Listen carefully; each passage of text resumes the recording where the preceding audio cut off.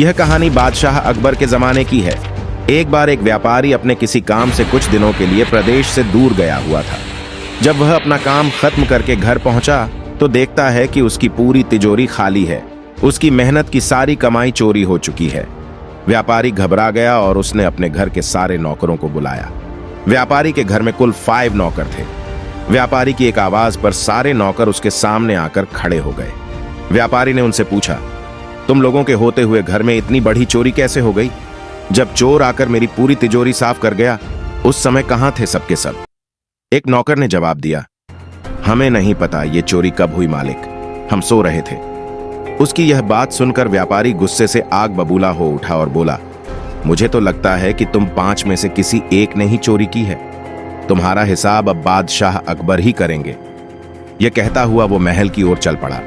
बादशाह अकबर अपने दरबार में बैठकर जनता की समस्या सुन रहे थे कि तभी व्यापारी वहां पहुंच गया।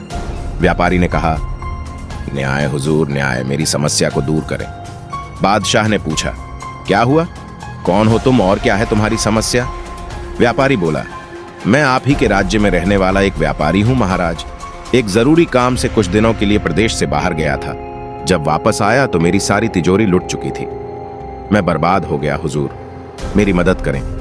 यह सुनकर बादशाह ने व्यापारी से कुछ सवाल पूछे, जैसे कितना सामान चोरी हुआ, क्या उसे किसी पर शक है आदि।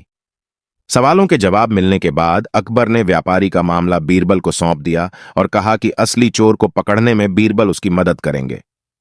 अगले दिन बीरबल व्यापारी के घर पहुंचे।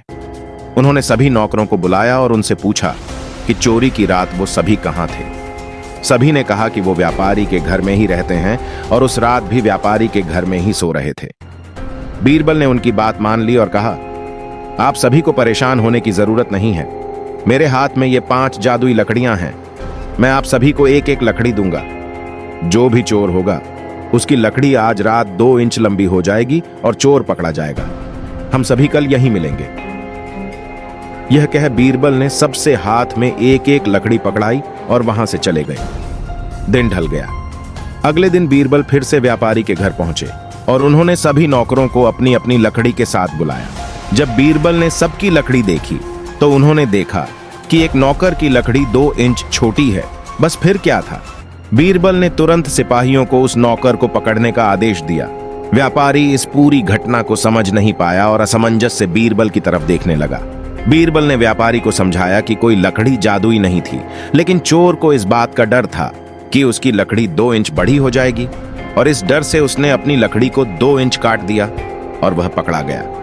व्यापारी बीरबल की चतुराई से बहुत प्रभावित हुआ और उसका धन्यवाद किया। कहानी से सीख, बीरबल ने चोर को पकड़ा।